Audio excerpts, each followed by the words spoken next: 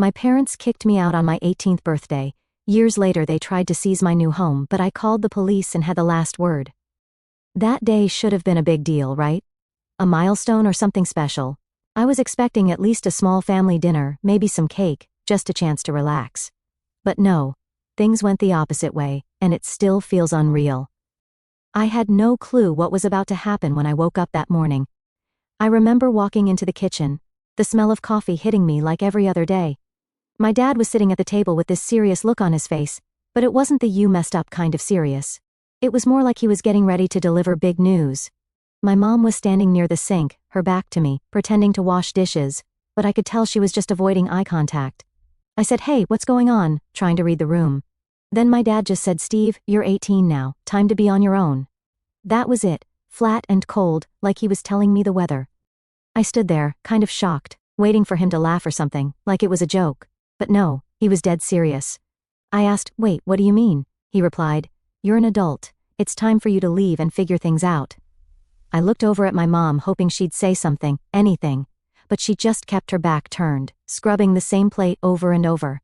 At that moment it felt like the floor dropped out from under me. I mean, I get it, people move out at 18, but this was a total surprise. No heads up, no discussion about plans or saving money, nothing. And it wasn't like we were struggling financially. They could easily afford to keep me there while I figured out my next steps, but nope. I was expected to pack up and get out right then and there. So I asked, "Where am I supposed to go?" My dad just shrugged, like it wasn't his problem anymore. "Figure it out, Steve. You're an adult."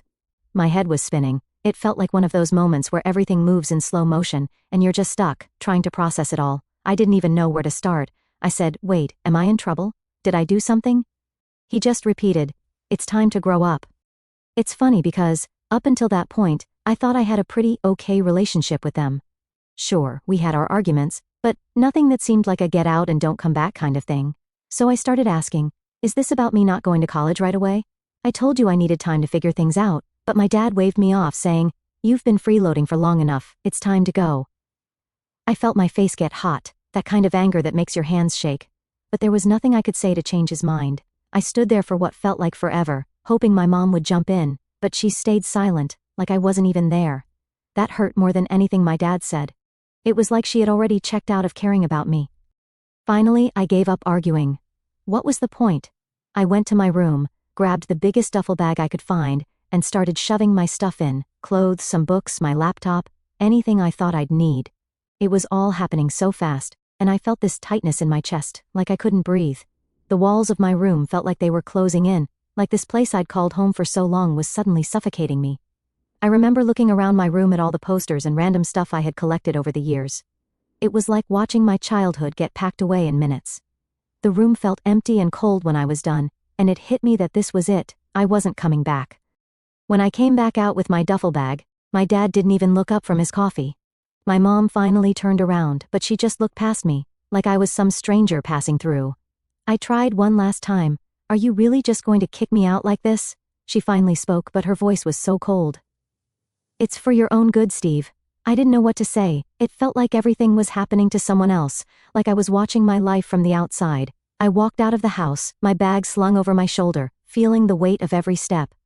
I stood on the driveway for a minute, just staring at the house, hoping maybe they'd change their minds. But the door stayed closed. They didn't even bother to come out and say goodbye. As I walked down the street, I felt lost. I didn't have a plan, no idea where I was going to go. I started calling friends one by one, hoping someone would let me crash for the night. A couple of them were cool with it at first, but you could tell they were hesitating, like they didn't want to get too involved. I guess I can't blame them. Who wants a couch surfer showing up with no end date in sight? I ended up at my buddy Mark's place. He and his roommate were chill enough to let me crash for a few days. I remember lying on his couch that first night, staring up at the ceiling, feeling this weird mix of anger and confusion. How did it go from a regular morning to being homeless in a matter of hours? It was crazy because I kept thinking it was some kind of mistake or test, like they were waiting for me to figure something out and come back. But the more time passed, the more I realized they were serious. They didn't want me there. It was like a punch in the gut, realizing your own family doesn't have your back. The first few nights weren't too bad. Mark and his roommate were cool, and we'd stay up late playing video games and joking around. But after a while, I could tell they were getting tired of having me there, and honestly, I was starting to feel like a burden too. There's only so many times you can hear, "Hey man, Any luck with finding a place? Before it starts to sting. So after about a week, I packed up my stuff and moved on to another friend's place. After a few weeks of bouncing from couch to couch, it started becoming clear that I was running out of places to go. Friends that I thought would have my back started making excuses like, hey man, my roommate's getting annoyed, or my girlfriend's coming over a lot, and it's getting crowded. They weren't being jerks or anything, I get it. No one signs up for a long-term couch guest. The longer I stayed, the more I could see it in their eyes, they were itching for me to move on, even if they didn't say it directly. But once the couches dried up, that's when things got real. I didn't have enough money for a motel, and sleeping in my car became the new normal. I tried to make the best of it. I set up my back seat like a cramped little bed, threw in some blankets and a pillow. It wasn't comfortable, but it was all I had. I parked in quiet spots, like behind gyms or in the corners of supermarket parking lots, hoping to avoid getting noticed. You never realize how loud parking lots are until you're trying to sleep in one. People coming and going, headlights flashing through the windows, every noise had me on edge. The first few nights, I barely slept. My body would ache from being crammed in such a small space, and every noise outside made me jump. I'd wake up to security guards knocking on my window telling me to move along. It's humiliating when you have to pack up and drive off, pretending like it's no big deal, when really, you're just trying to find another spot to crash. I tried to make a routine out of it. I'd park at a 24-hour gym, using my membership to sneak in for showers and bathrooms. It felt like my only luxury, a hot shower. It kept me feeling human when everything else was slipping away. I kept a backpack with my essentials, a change of clothes, a toothbrush, and some snacks. It was weird having my life reduced to such a small amount of stuff. During the day, I'd spend hours in my car, applying for jobs on my phone wherever I could find free Wi-Fi. It felt like I was throwing resumes into a black hole. I'd get the occasional "we'll keep your application on file," but nothing concrete. I started applying to places I never imagined working at, fast food chains, call centers, gas stations. At that point, I would have taken anything. One night, I thought maybe my family would have come around. It had been weeks, and I figured maybe they'd check in, see if I was okay. I decided to call my mom again. I didn't expect much, but I thought maybe, just maybe, she'd have a change of heart. When she picked up, her voice was flat, like I was a stranger. "Hey Mom, it's me, just checking in," I said. She didn't even ask how I was doing. It was just, "What do you need, Steve?" That stung. It was like every bit of hope I had got sucked out in that moment. But I tried to keep it cool. I was wondering if there's any chance I could stay with you guys for a bit, just till I get back on my feet. She didn't hesitate. "We already talked about this. We can't have you freeloading, Steve. You need to figure this out." The way she said it, so cold and detached, made my stomach drop. I felt like I was begging, and she was just shutting me down, like I was some random guy asking for money on the street. I tried again, desperate. "I'm not asking for much, Mom, just a couch. I'll pay rent once I start making money. I'm just stuck right now." There was a long pause, and for a second I thought maybe she was considering it. But when she spoke again, it was just the same. "We all have our responsibilities. You're an adult now, and it's time to act like it." I hung up. I didn't even say goodbye. It was like a final slap in the face, knowing that my own mom didn't care if I was struggling. It felt like a weight pressing down on my chest. I stared at my phone, watching the screen fade to black, realizing that I was completely and totally alone in this. After that call, something shifted. I stopped reaching out to people. It felt like every time I did, it just reminded me of how alone I really was, so I kept my head down and tried to survive the best way I could. I started parking in different places every night, trying not to stick out. The last thing I needed was for someone to recognize me and start asking questions. I didn't want anyone knowing how bad things had gotten. I was spending a lot of time in public libraries during the day, using their Wi-Fi and charging my phone. I'd sit at the same spot near the back, my duffel bag at my feet, pretending like I was just another person studying or reading. But inside, I felt this constant tension, like at any moment someone was going to look at me and know I didn't belong. There's this weird thing about being homeless. Everything feels like a fight to keep your dignity. You don't want people to know you're struggling, but at the same time, you're doing everything you can just to get by. I remember this one night, parked behind a supermarket. It was late, and I was trying to fall asleep when a cop knocked on my window. I jolted awake, heart pounding. I rolled down the window, trying to act like everything was normal. "What are you doing here?" he asked, shining his flashlight inside. I tried to explain, but the look on his face said it all. He didn't care about my story. "You can't stay here, man. Move along." I nodded, trying not to sound bitter. "Yeah, sorry, I'll move." As I started my car and pulled out of the lot, I felt that familiar mix of anger and shame bubbling up again. It felt like no matter where I went, I was a problem. I drove around for an hour aimlessly, trying to find another spot. I ended up in the parking lot of a 24-hour fast food place, and that became my new spot for the night. I watched people go through the drive-thru, laughing and talking, while I huddled in the back of my car, trying to get some rest. It felt like there was this whole world moving on without me, and I was stuck on the outside, watching. Eventually, I learned how to blend in better. I'd park in different spots every night and get up early enough to move before anyone noticed. I became good at finding the quiet places, those hidden corners of lots where no one really cared.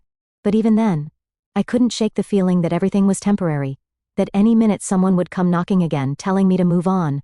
Every day was about finding the next spot, the next place to rest. It was this cycle of packing up, driving, unpacking, and repeating it all over again.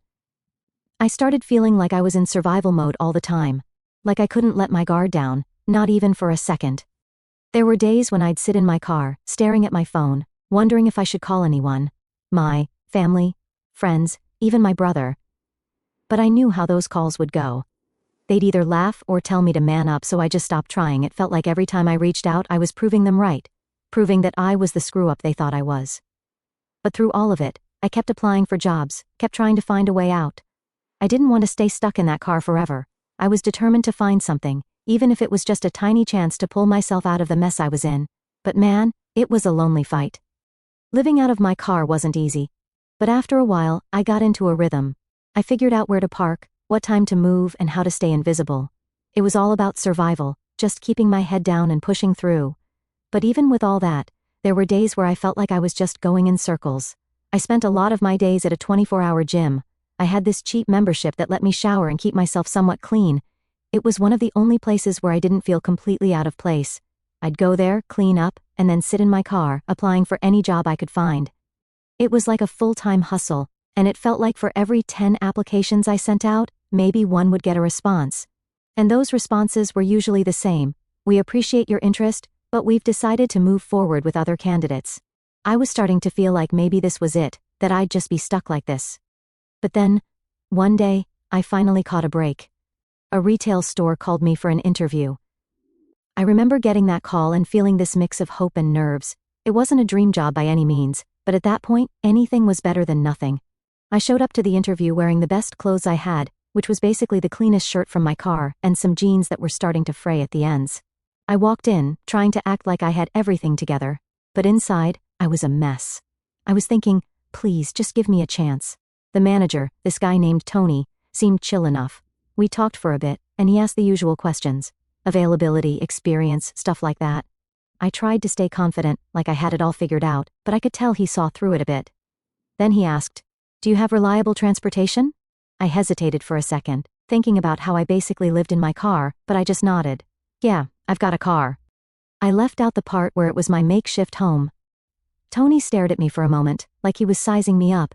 Then he said, "All right, you're hired. It's minimum wage, and you'll start next week." Man, I can't even describe the relief I felt. It wasn't much, but it was something. It felt like I finally had a shot to get out of the mess I was in. That night, for the first time in a while, I actually felt hopeful. I parked my car in my usual spot, and instead of feeling defeated, I was thinking about how I was going to make this work. The first few weeks at the retail job were rough. It was long hours, mostly on my feet, dealing with customers and stocking shelves. But I didn't mind. I threw myself into it, working every shift they offered. I'd show up early, stay late, and basically just try to make myself useful. Tony noticed. He'd give me a nod every now and then and sometimes tell me, "Good job, Steve." It wasn't much, but it felt like someone actually saw the effort I was putting in. With the job came paychecks, and with paychecks came a bit of stability. I wasn't rolling in cash or anything, but I could finally afford to buy food without having to count every dollar. I started saving whatever I could, even if it was just a few bucks at a time. My car still doubled as my bed, but at least I didn't have to worry about starving. I'd make little meals from whatever I could get cheap at the store. Bread, canned stuff, nothing fancy. But it worked. After a couple of months, I was even able to scrape together enough to split a cheap condo with a guy named Mike. He was looking for a roommate, and honestly, I was just grateful for a place with 4 walls and a roof. We weren't best friends or anything, but he was chill enough.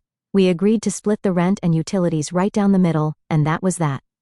Moving into that condo felt like a victory. For the first time in months, I had a bed, a real one, and a kitchen to cook in. I remember the first night I stayed there, just lying on that bed, staring up at the ceiling, feeling like I'd finally caught a break.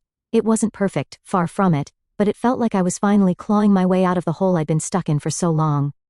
But life has a way of knocking you down just when you start to feel steady. A few months in, the pandemic hit, and everything went sideways. The store I worked at shut down temporarily, and like dominoes, my little setup started falling apart. At first, I thought it'd be a short-term thing, like we'd close for a couple of weeks and then get back to normal, but it didn't take long before it was clear that wasn't going to happen. I got the call one afternoon. Tony was on the other end, and his voice was strained. "Hey, Steve, I'm sorry, but we've got to let you go. We're not sure when we'll reopen."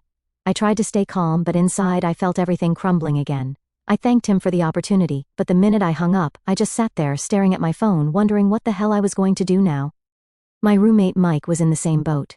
He lost his job too, and without either of us making money, the rent became impossible to keep up with. We stretched it as far as we could, pooling whatever savings we had, but eventually, it wasn't enough. We had to break the lease, and just like that, I was back to square one. Packing my stuff into my car again felt like some cruel joke. It was like life was taunting me, saying, "Nice try, but not quite." I didn't have many options left, so I rigged up the back of my car with some old blankets, turning it into a camper setup. It wasn't great, but it was mine. I drove around, looking for a spot where I could stay without getting hassled, and found this old lot behind a strip mall. It was quiet enough, and no one seemed to care that I was there. I sat in my makeshift camper, looking out the window at the empty lot, and felt this wave of frustration. It felt like every step forward came with 2 steps back. But I tried to remind myself that I'd been here before, and I'd gotten through it. I knew how to hustle, how to survive. I just had to do it all over again.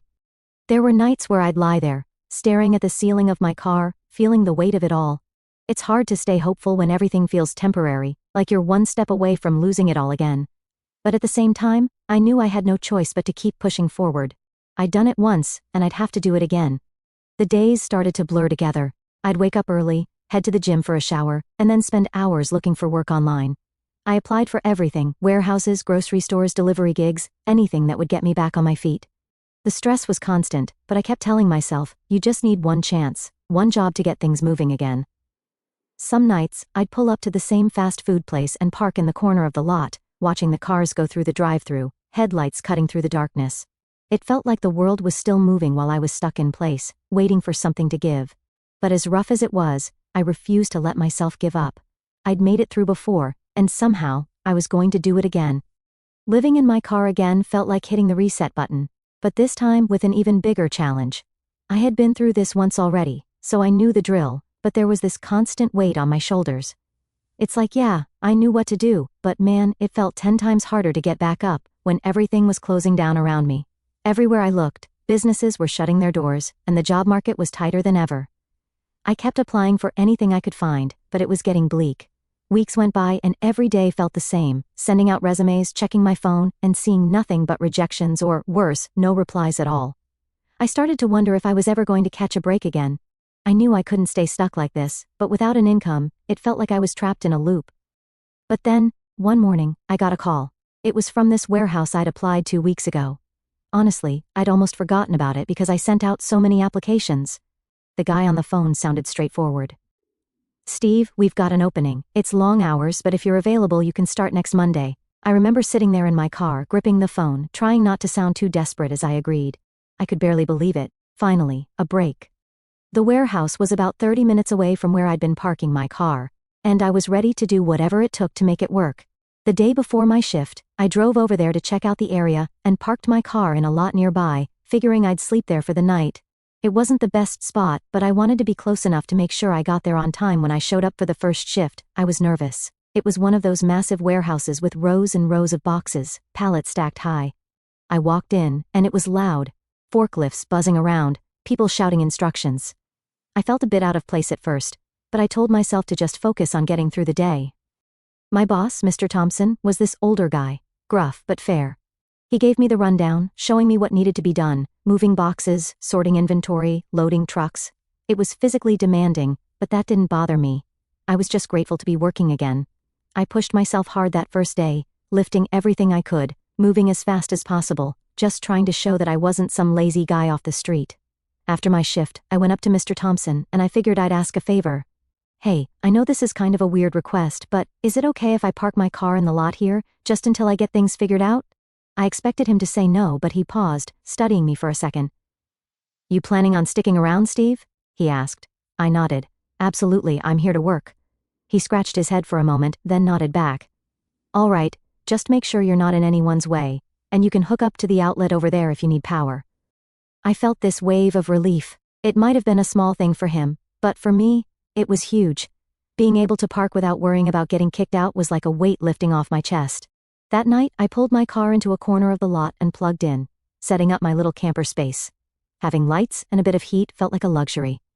For the first time in a while, I didn't have to worry about someone banging on my window telling me to move. I lay down in the back of my car, staring up at the roof, feeling a bit of hope creeping back in. It wasn't much, but it felt like a small step forward. The next few weeks were a grind. The warehouse job was tough, long shifts, heavy lifting, and sometimes we'd be there until late at night. But I showed up early every day, making sure I was ready for anything they needed. Mr. Thompson noticed. He'd nod at me sometimes, giving me a thumbs up when I finished a task. It wasn't like we were buddies or anything, but I could tell he respected hard work. I started saving again, this time smarter about it. Every paycheck, I'd set aside as much as I could. I cut back on everything, eating the cheapest stuff I could find, skipping meals when I had to. It was all about building up a safety net so I wouldn't have to live in my car forever. I knew it wasn't going to be an overnight thing, but I kept my head down and focused. One day, after a long shift, Mr. Thompson pulled me aside. I thought maybe I'd messed something up, but instead, he said, "You've been putting in the effort, Steve. We've got an opening for a night supervisor. You interested?" My heart was pounding. A supervisor role meant more money, more stability.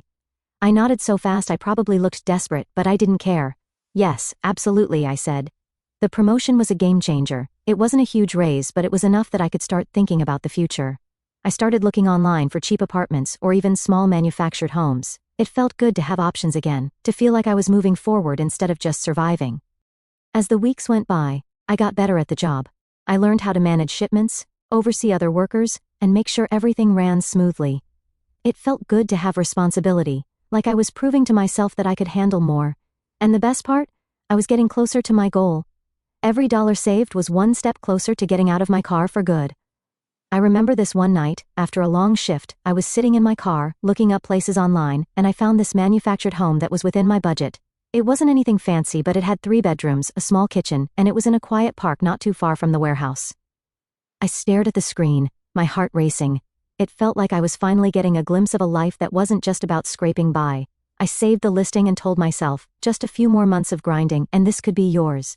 It was the first time in ages that I felt like I was actually building something, not just surviving day to day. I lay back in my car that night, feeling this mix of exhaustion and excitement. It wasn't going to be easy, but I was finally seeing the light at the end of the tunnel. The days blurred into weeks, and I kept my routine. Early mornings, late nights, working as hard as I could. Mr. Thompson kept giving me more responsibilities, and with every shift, I felt a bit more secure.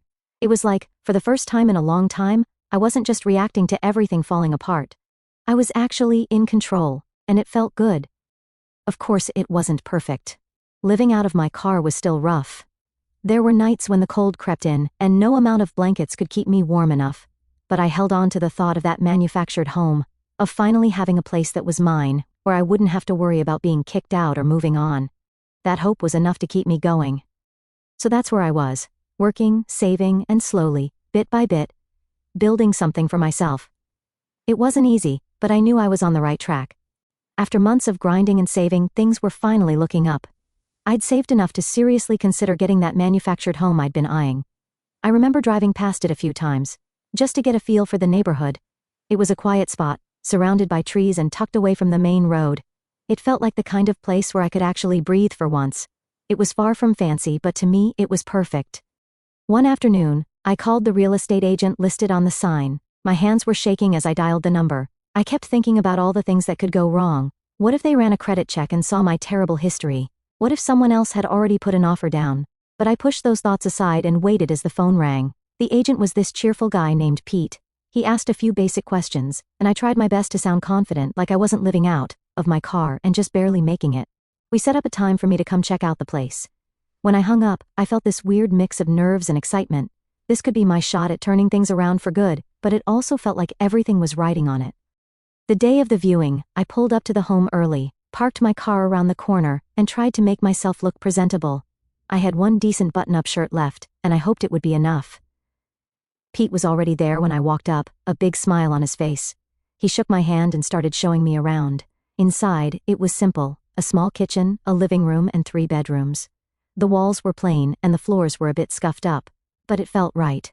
I could already picture myself fixing it up, making it mine. Pete talked about how it was a good starter home, how the previous owner had kept it in decent shape, and how it was a great opportunity for someone looking to build a future. I nodded along, trying not to let on how badly I wanted this to work. After the tour, he asked if I was interested in putting down an offer. I told him I was, and we sat down at the tiny kitchen table to go through the paperwork. My hands were still a bit shaky, but I tried to keep my voice steady as I filled everything out. We talked numbers, and when he mentioned the down payment, I felt a bit of relief. I had saved enough, but just barely. The next few days were tense. Pete said it would take some time for the paperwork to go through, and he'd have to check everything out on his end. I spent those days at work trying to focus, but my mind was always drifting back to that house. I kept thinking, this could be it, this could finally be my home. Every time my phone buzzed, my heart would race, hoping it was Pete with good news. One afternoon, while I was on my break at the warehouse, I finally got the call. Pete's voice was bright. "Steve, congratulations, the place is yours." I just stood there holding my phone, not really believing it. I thanked him a bunch of times, and when I hung up, I felt this wave of relief wash over me. I did it. I actually did it. I drove over to the house later that day and just stood outside, looking at it. It wasn't much, but it was mine. All the nights spent in my car, all the rough patches, felt like they had finally led to something. I had a place where I didn't have to worry about getting kicked out or moving every night. It was a real home. Moving in was another challenge, but this time, it was the kind of challenge I wanted. I had to clean up the place, get some basic furniture, and make it livable. I started with the essentials, a mattress, a small table, and a couple of chairs. It wasn't fancy, but it was enough to get started. I spent my first night in the house sleeping on that mattress. And for the first time in a long time, I felt like I could finally relax. Over the next few weeks, I threw myself into fixing the place up. I patched up the scuffed floors, painted the walls, and slowly started filling the space with things I'd collected over the years. It felt like every little improvement I made was a step toward reclaiming my life. It was my way of proving to myself that I wasn't just scraping by anymore. I was building something real. But, of course, life has a way of dragging you back, no matter how far you think you've come.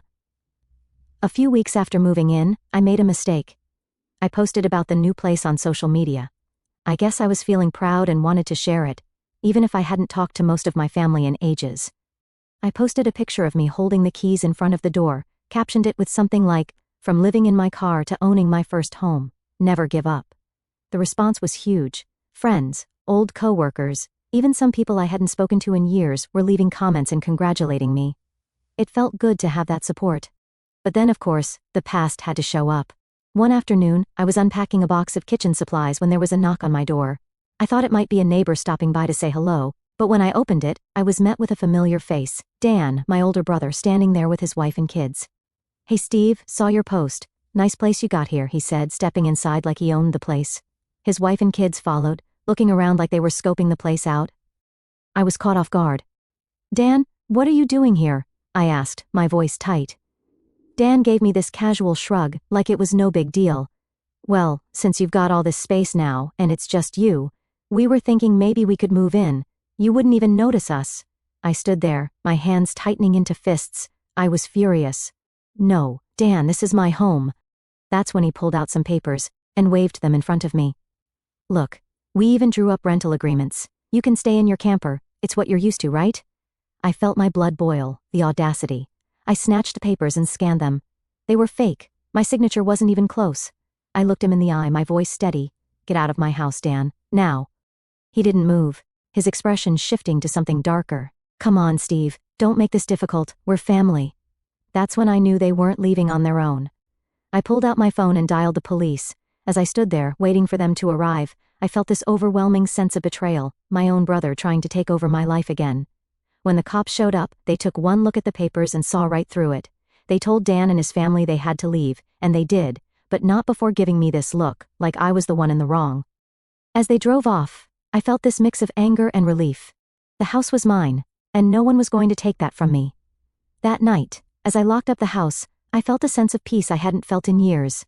I had finally taken back control of my life, and this time, I wasn't letting anyone drag me down.